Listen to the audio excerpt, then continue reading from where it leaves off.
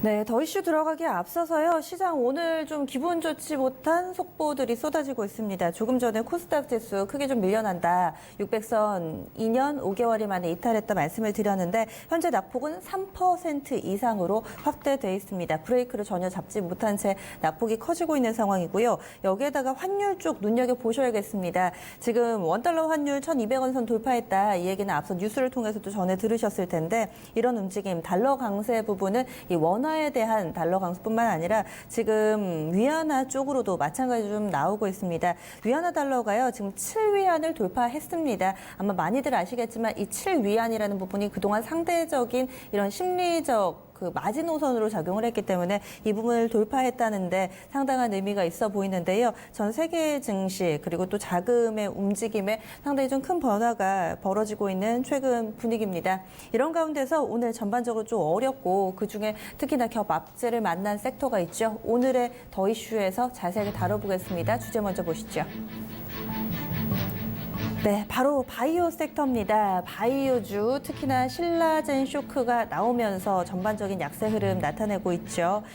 조금 더 자세하게 들어가 보면은요, 지난주 후반이었습니다. 신라젠 측에서는 미국의 이 DMC에서 팩400 임상시험 중단을 권고했다라고 공시를 했고요. 이 팩400 간암에 대해서 3상 실패가 된 겁니다. 사실 팩400은 여러 가지 적응증에 활용이 되면서 임상이 진행됐었는데요. 가장 중요한 파이프라인, 기대작이라고 할 수 있었던 간암 쪽 라인에서 실패가 되면서 오늘까지 이거를 연속 하한가를 기록하고 있는 상황입니다. 이에 따라서 회사 측에서는 즉각적으로 기자 간담회를 열었죠. 지난 주말이었습니다. 긴급 간담회가 있었고요. 문은상 신라젠 대표가 여기에서 고개 숙여 사과를 했습니다. 그리고 팩400 임상 조기 종료 깊은 유감이다라고 밝혔고 이와 관련해서 발빼기가 아니다. 자사주 추가 매입하겠다라면서 책임 경영 부분을 조금 더 강조하며 투자자 달래기에 나섰습니다. 그리고 간암 임상 3상 종료는 공식화가 됐지만은 이 다른 적응증에 대해서는 계속해서 임상을 추진을 하면서 기술 수출을 진행하겠다라고 밝혔습니다. 지금 바이오주들 동반 하락하는 움직임을 나타내고 있습니다. 셀트리온도 급락, 현재는 한 5% 정도 하락하면서 52주 신저가를 썼고요. 그리고 지금 관련해서 악재가 끊이지가 않는데 메디톡스가 오늘 개장 전쯤에 일부 매체 단독 보도에서 또 오늘 큰 악재가 터졌습니다. 이런 부분들 영향받으면서 현재 메디톡스가 10%나 급락하고 있는 모습입니다. 사실 악재만 있는 건 아니고요. 이 첨생법이 본회의를 통과를 했죠. 이런 호재들은 전혀 반영되지 않고 있는 상황입니다. 호재와 악재가 맞물려 있기는 하지만은 악재의 힘이 그 어느 때보다도 커진 상황입니다. 그렇다면은 이제 작은 미련마저도 버려야 되는 건지 이런 내용 짚어보겠습니다. 일단은 이 업계에서는 현재 상황을 어떻게 파악하고 있는지 좀 분석해 볼 텐데요. 한국바이오협회의 이승규 부회장 연결돼 있습니다. 안녕하세요. 네, 안녕하세요. 이승규입니다. 네, 지금 신라젠의 팩400 임상시험 중단 권고 이게 어느 정도 파급력이 있는 건지 의미를 좀 알려주세요. 예, 그 파급력이 좀 크죠. 근데 뭐 신라젠의 그 항암바이러스 팩400의 글로벌 임상 3상 내용을 정확히 살펴보면 일단 이제 간암을 대상으로 하는 팩400을 비교약물인 이제 바이에르 넥사바와 직접 비교 임상을 통해서 두 가지 목표를 달성하고자 했던 게 목표였습니다. 첫 번째 목표는 뭐냐면 중앙 생존 기간을 14.1개월로 달성을 통해서 경쟁약물인 넥사바의 10.7개월보다 우위스럽다라는 것을 확인하려고 했던 게 하나 있고요. 또 하나는 안정성 확인입니다. 그 두 약물 간의 종양 반응 평가를 하는 것이었는데 지금까지 그 DMC 결과를 보면은 아마 팩400의 임상시험의 결과가 이러한 것들을 충족하지 못했다고 판단한 것 같고요. 특히 1차 목표였던 중앙 생존 기간의 14.1개월을 달성하기 어렵다고 판단해서 임상 3상에 대한 중단 권고를 했다고 생각이 듭니다. 이 팩400은 폐기해야 되는 건가요? 어떻게 되는 건가요? 일단은 지금 프로세스를 보면요. 일단 팩400의 임상 중단 내용은 이제 DMC 결과를 FDA 보고하고 그다음에 이제 이 임상 중인 병원에 알려야 하는 이런 프로세스로 진행을 한 건데 일단 자체로 보면은 팩400 자체가 어떤 약물의 독성이 있거나 그런 치명적인 문제가 있다기보다는 비교 약물보다 우위를 점하기가 못했기 때문에 이제 이 임상 3상이 권고 중단이 된 것 같고요.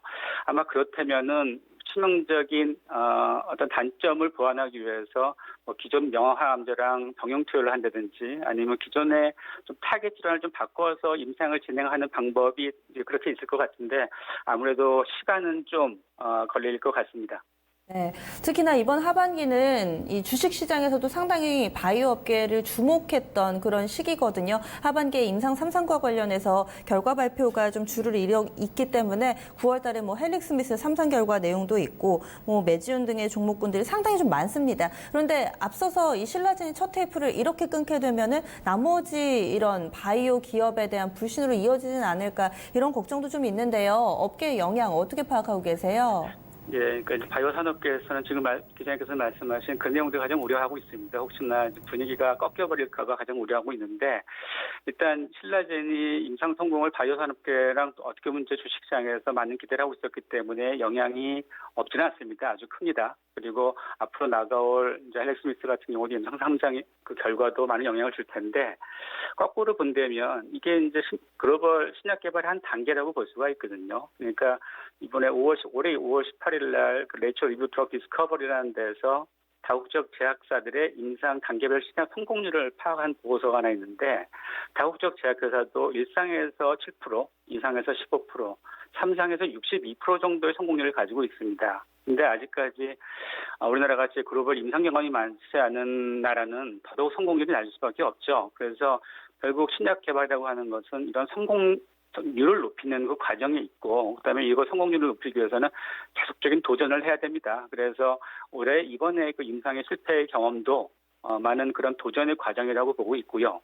또 특히 이전까지는 우리나라가 신약 개발의 타겟을 어떻게 보면 아주 좋은 후보물질을 도출하거나 또 그 후보물질 통해서 글로벌 임상을 진입하고 그 진입을 통해서 기술 이전이라고 하는 이제 그런 목표가 세워져서 아마도 임상 디자인이라든지 임상 후반에 관련된 부분에 많은 전략들을 디테일하게 세우지 못한 부분이 있기 때문에 이 기회를 발판으로 삼아서 이제부터는 후보물질 도출과 기술 이전뿐만이 아니고 글로벌 임상을 성공할 수 있는 장기적 목표를 기업이랑 정부가 같이 세워서 좀 치밀하게 접근할 필요가 있다면 그렇게 진행을 한다면 지금 같은 여러 가지의 트라이 앤 에러의 것들을 바탕으로 해서 한국이 좀 더 좋은 신약 개발 나라로 갈 수 있지 않을까 그렇게 생각을 합니다. 네, 맞습니다. 오늘 자세한 말씀 고맙습니다.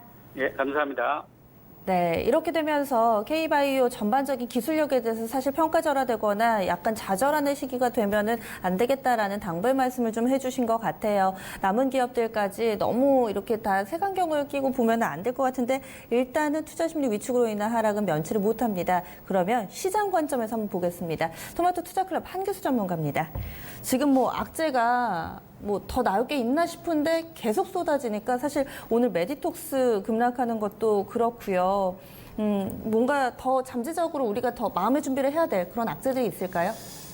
아직까지 이제 해결되지 않은 이제 악재도 좀 남아 있고요. 그리고 또 앞으로도 악재가 될 수 있는 가능성 내지는 호재가 될 수 있는 가능성이 있는 이제 부분들도 좀 있는데, 네. 뭐 최근에 이제 급락 장세가 나타나고 있는 부분들, 뭐 최근에 K바이오 악재 일지를 잠깐 뭐 리스트를 잠깐 보겠습니다. 보시면은 최근에 국내 이제 바이오 제약주들이 왜 이렇게 많이 빠졌나라는 부분들을 가만히 보시게 되면 이제 네. 멀리 거슬러 올라가게 되면 2016년 바이오 한미약품의 주가가 사상 최고가를 경신했던 그 시점부터 이제 올라갈 수 있는데 네. 일단 제품에 대한 기술 수출 해지라는 제목부터 해가지고 그때부터 이제 바이오 제약주들의 주가가 이제 단기 천정을 치고 있는 그런 상황이고요. 본격적으로 이제 올해 들어서 2019년에 들어서 한미약품이 이제 관절염 치료제에 대한 기술 수출 해지가 일단 있었었죠. 워낙에 이제 한미약품이 신약 개발을 많이 해놓은 상태이기 때문에 그런 것에 대한 어떤 부작용이 지금 시작이 된 것이고, 네. 그리고 실질적인 스타트는 바로 이제 코롱 인보사가 이제 사태가 이제 3월달에 본격적으로 터지기 시작했습니다.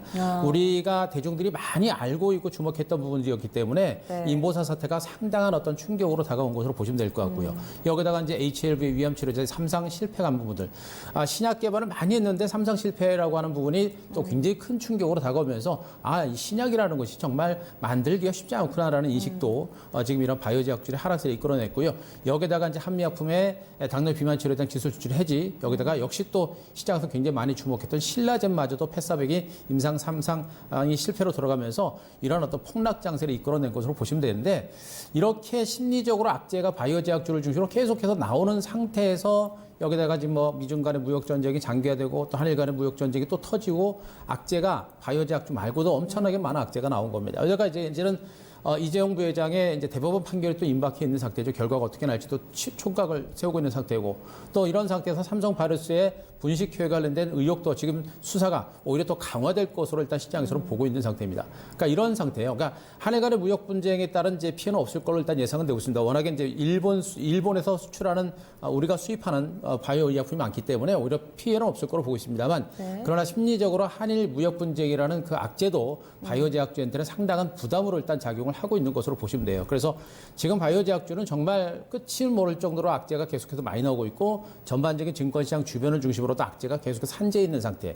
여기에다가 이제 우리가 기대감 반 그리고 걱정 반을 할 수 있는 게 뭐냐면 이제 헬릭스미스하고 이제 메지온이라는 종목인데 헬릭스미스가 이제 9월 말에 이제 당뇨병성 그 신경 그 병증이죠. 일명 이제 VM20이라고 하는 그 제품인데 이 제품에 대한 임상 3상 결과가 일단 발표가 됩니다.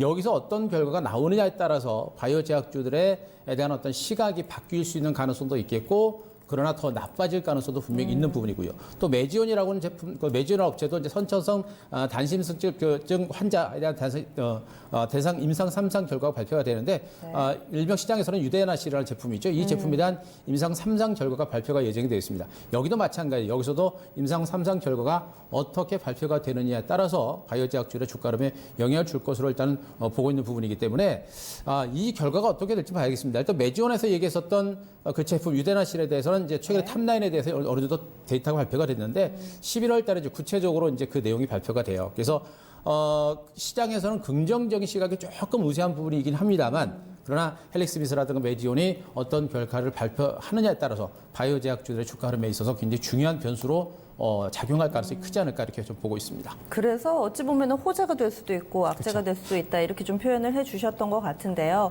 그러면은 지금 상당히 좀 많이 밀려난 뭐 신라젠 같은 경우는 두말할 것도 없고 52주 신저가 종목이 상당히 많습니다. 바닥은 언제쯤 잡힐지 혹은 바닥의 시그널을 우리가 예측해 볼 수 있을 만한 이벤트 예상되는 이벤트가 있다면 어떤 거 보세요? 일단 제가 그 기술적 분석으로 업종을 그 기술적 분석으로 바이오 제약 업종을 제가 의약 업종을 한번 월봉하고 이제 일봉 차트 두 개를 비교해보면서 한번 보겠습니다. 왼쪽이 이제 월봉 차트고요. 의약품 그리고 이제 오른쪽이 일봉 차트입니다. 코스닥의 바이오 제약주랑 거의 비슷한 차트 모양 패턴을 보여주고 있는데 일단 왼쪽에 월봉 차트를 보시게 되면 하락 추세가 전형적으로 계속해서 진행되고 있는 걸 보실 거예요. 지금 저점과 고점이 낮아지는 그런 형태가 지금 진행되고 있는데 그 흐름이 작년 2018년부터 시작된 상태입니다. 다만 이제 최근에 이제 그 하락 추세대 하단에 지금 와 있다라는 부분을 감안하게 되면 바이오 제약주들의 월봉상의 주가도 어느 정도는 저점 부근까지 와 있다라는 그런 어떤 시각을 좀 가질 수가 있겠고요. 오른쪽의 일봉 차트상으로도 마찬가지입니다. 역시 하락 추세가 계속해서 저점과 고점을 낮춰가는 흐름이 나온 가운데 최근에 박스권 추세 상단에서 저항받고 조금 밀리고 있는 상태입니다. 조금 더 하락의 여지는 좀 있어 보입니다만 역시 이제 강한 지지대에 거의 근접을 하고 있는 그런 모습이기 때문에 현재 구간에서는 바이오 제약주들의 주가가 추가적으로 하락하는 것도 한계가 있을 수밖에 없습니다. 오늘처럼 조금 더 밀린다고 한다면 그만큼 더 바닥권에 더 근접했다라는 그런 시각으로도 일단은 볼 수가 있겠죠. 그래서 기술적으로도 워낙에 많이 빠져 있는 상태이기 때문에 바닥에 대한 공감대가 좀 만들어질 수 있는 가능성이 좀 있는 것으로 보시면 될 것 같고요.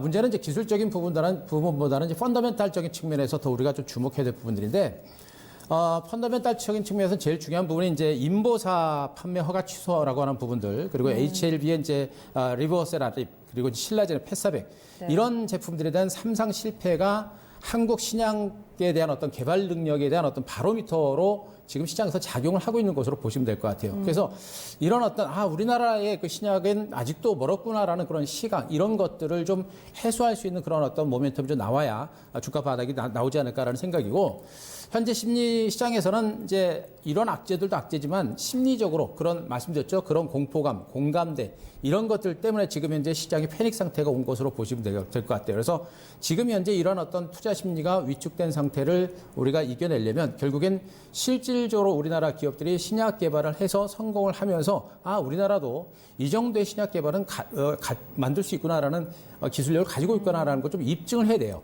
그래야만 투자 심리가 많이 좀 안정이 되고 반전에 대한 기대감도 가져볼 수가 분명히 있다. 이렇게 좀 볼 수가 있겠고요.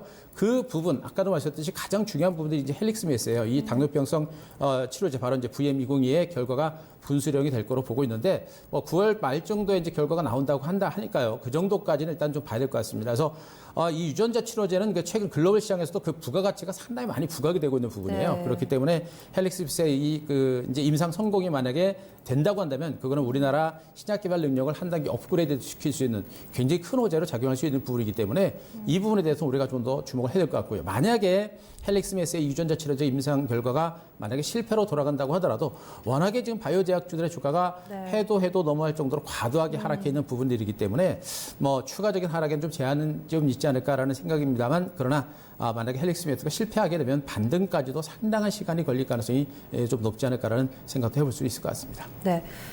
굳이 찾자면 지금 지난 2일에 결국에 첨생법이 3년 만에 본회의를 네, 통과했어요. 그래서 지금 좀 오를까 싶어 봤더니 엠젠 플러스나 이런 종목군들이 오히려 또 급락을 하더라고요. 좋은 내용도 좋게 받아들이지 못하는 분위기인 것 같습니다. 이 첨생법 통과 쪽에서 모멘텀을 찾기에는 무리가 있을까요? 지금 첨생법 자체로 지금 이제 주가 반등이라든가 이런 부분들을 조금 보시는 건 좋고요. 지금 현재 구간에서는 앞서도 말씀드린 헬릭스미스를 중심으로 어떤 이제 신약 개발에 만약에 성공한다라는 관점, 그리고 이제 첨생법은 이제 국회를 통과를 했으니까 우리가 이 구간에서 이제 하락세를 멈추고 바닥을 다지는 정도의 어떤 재료로 보시는 게 좋을 것 같아요. 첨생법은 일단 세포 등을 이용해서 이제 손상된 조직이라든가 장기 이런 것들을 이제 치료하는 또 대체하는 그런 기술을 얘기하는 건데 네. 일단 불가능했던 질병들을 고치는 그런 혁신적인 의약품 개발이 좀 더 빠르게 진행될 것이다라는 그런 기대치가 커질 수 있습니다. 그래서 이런 부분들이 전반적으로 투자 심리를 좀 안정시키는 그런 역할을 할 것으로 일단 보여줄 수 있겠고 바이오 제약 시장의 어떤 활기를 불어넣거나 또 이제 바이오 제약주의 주가 바닥을 만들어내는 그런 어떤 역할은 좀 해줄 거로 보고 있습니다만 지금 같은 시장에서는 어떤 강력한 반등까지 기대하기는 조금 무리가 좀 있을 거로 보여져요. 그래서 어쨌든 간에 지금 굉장히 악재들이 쌓이면서 주가가 신저치를 경신하는 약세가 나오고 있습니다만 이렇게 3년에 걸쳐서 첨생법이 국회를 통과했다라고 하는 부분들 그리고 R&D 투자 우리나라 이제 바이오 업체가 지금 계속해서 임상 실패로 돌아오면서 주가가 폭락을 하고 있습니다만 이 바이오 제약 시장은 엄청나게 커요. 그리고 실질적으로 우리나라도 기술력은 세계적으로 어느 정도 인정을 받고 있는 그런 상황입니다. 네. 이런 걸 감안하게 되면 너무 극단적인 비관론까지는 우리가 생각하지 안 하시는 게 좋겠고 워낙에 많이 빠져 있습니다만 어쨌든 간에 바닥에 대한 공감대가 분명히 만들어질 수 있는 그런 위치에 있는 부분이고 그런 가운데 첨생법 통과라고 하는 부분들은 중장기적인 관점에서는 호재로 작용할 가능성이 매우 크다라는 것도 우리가 좀 주목을 하셔야 될 것 같습니다. 네.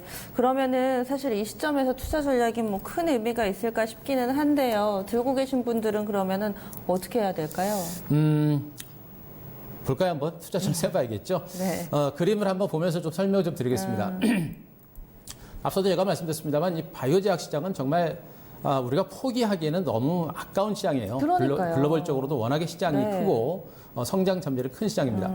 왼쪽에 있는 그림을 보시게 되면 이제 글로벌 제약 시장 전망치 이제 그림을 보고 계신데 뭐 그림으로 보시더라도 막대 그래프라든가 추세 흐름을 보시더라도 매년 연평균 5%, 6%, 7%씩 꾸준하게 글로벌 제약 시장이 계속 성장하고 있는 걸 보실 거고요. 앞으로도 이러한 성장세는 계속해서 유지가 될 가능성이 매우 높습니다. 더군다나 글로벌적으로 중국이라든가 인도라든가 전 세계적으로 인구가 계속해서 늘어나고 그런 가운데 노령화가 계속해서 강화되고 있는 부분들 이런 부분들 또 글로벌적으로 이제 잘 살다 보니까 건강에 대한 어떤 관심들이 높아지고 있는 상태이기 때문에 글로벌 바이오 제약 시장은 계속해서 성장할 수밖에 없는 이런 상태로 보시면 되겠죠. 그런 건데 오른쪽에 이제 글로벌 항암제 시장 전망치 그림을 보시더라도 지금 이제 암이라고 하는 그 질병은 뭐 인류의 최대의 암을 공략하고 암을 정복하는 것은 인류 최대의 목표입니다. 그렇기 때문에 암 시장은 계속해서 성장세가 유지가 되고 있는 이런 과정이라고 보시면 됩니다. 탄력은 좀 떨어지긴 합니다만 그래도 추세적으로는 계속해서 항암제 시장의 성장세를 유지를 하고 있는 그런 과정들이기 때문에 신약에 대한 바이오 시장에 대한 중장기적인 성장세는 매우 크다라고 보시는 게 좋을 것으로 좋다라고 보시는 게 좋을 것 같아요. 네. 여기에다가 우리나라 기업들도 아까도 말씀드렸습니다만 R&D 투자가 상당히 긴 시간 동안 장기적으로 추진이 되어 왔었던 그런 상태이기 때문에 지금은 주가가 많이 밀리긴 합니다만 말씀드렸듯이 주가라는 건 결국에는 악재가 꼬리를 물고서 떨어지긴 했습니다만 반대로 주가가 올라갈 땐 또 호재가 또 연달아 나오면서 터지는 경우가 굉장히 많거든요. 끝이 없는 조정은 없습니다. 맞아요. 반드시 네. 조정의 끝은 나오게 되어 있고 그 끝에서 어떤 모멘텀에 따라서 주가가 움직이느냐 이것인데 장기적인 관점, 중장기 관점에서 말씀드렸듯이 이러한 어떤 R&D 투자가 이어지면서 성장에 대한 기대치는 분명히 커질 수 있는 가능성은 매우 높다라고 보시는 게 좋을 것 같고요. 그리고 이제 지금 현재 악재들을 말씀드렸습니다만 이제 네. 헬릭스메스라든가 매지온이라든가 이들 업체 말고도 지금 우리나라 기업들이 R&D 투자를 통해서 신약 개발을 하고 있는 업체들이 굉장히 많아요. 굉장히 많기 때문에 물론 이제 임상 3상 통과가 쉽지 않다라는 게 확인이 됐기 때문에 우리나라 기업들은 좀 더 조심하면서 기술 개발을 좀 더 세밀하고 강화할 가능성이 굉장히 높죠. 그래서 일단은 어느 정도의 기술 개발을 했고 또 기술을 이전하는 그런 성과도 달성을 했기 때문에 우리나라 바이오 업체들의 기술 수준은 상당 수준까지 왔다라는 것을 분명히 아셔야 돼요. 그래서 너무 지나친 우려는 경계합니다. 지금 현재 바이오 제약주들이 일부 몇 개 종목을 중심으로 악재가 났기 때문에 전체적으로 무너진 것이거든요. 같이 무너진 업체들 중에 신약 개발하고 아직도 상당한 기술력을 가지고 어느 정도 성과를 만들어내는 기업들이 굉장히 많아요. 그렇기 때문에 너무 지나치게 지금 이 바이오 제약주에 대해서 이제는 안 돼, 뭐 바이오 제약주 무너질 거야, 끝날 거야 이런 생각은 안 하시는 게 좀 좋지 않을까라는 생각이고 네. 기술적으로도 아까 말씀드렸지만 어느 정도 이제 바닥권까지 거의 근접한 것으로 보여집니다. 그리고 이제 여기다가 첨생법 통과라고 하는 그런 긍정적인 몸의 비석도 일단 나왔고요.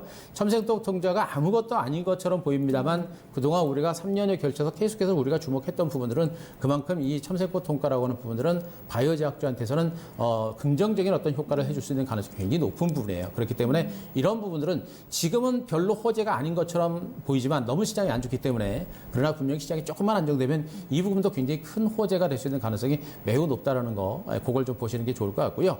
그래서 지금 현재 구간에서는 저는 바이오 제약주들은 기존에 이제 3상까지 간 업체들 말고 이제 새롭게 어떤 신약 개발을 하면서 점진적으로 또 뭐 첨성백 통과라든가 내지는 이제 여러 가지 그 신약을 개발하면서 수혜가 예상되는 종목군들에 대해서는 단기적인 관점보다는 정말 중장기적으로 뭐 한 1년, 2년, 3년, 4년, 5년 장기적인 관점이라고 한다면 종목들 하나씩은 좀 보셔도 될 것 같아요. 그래서 뭐 대표적인 첨세법 통과에 따른 수혜주로서 MJ 플러스 같은 이런 종목들이 많이 언급이 되고 있는 모습이고 또 메디포스라든가 이런 종목들도 이제 카티스템이라든가 이런 부분에 대해서 매출 증가세가 늘어나고 있는 상태이기 때문에 실질적으로 매출이 늘어나면서 실적 개선에 대한 기대감, 가능성이 있는 바이오 제약주들은 투매에 나서는 것보다는 저는 이제 중장기적으로 조금씩 이제 모아가는 전략도 한번 해볼 만한 시점이라고 봐요. 그래서 전체로 시장 주변이 너무나 안 좋아서 힘든 과정이긴 합니다만 투매에 동참하기보다는 오히려 좋은 종목을 좀 발굴해내는 그런 어떤 시점으로 또 기회로 좀 활용하실 만한 위치까지 오지 않았나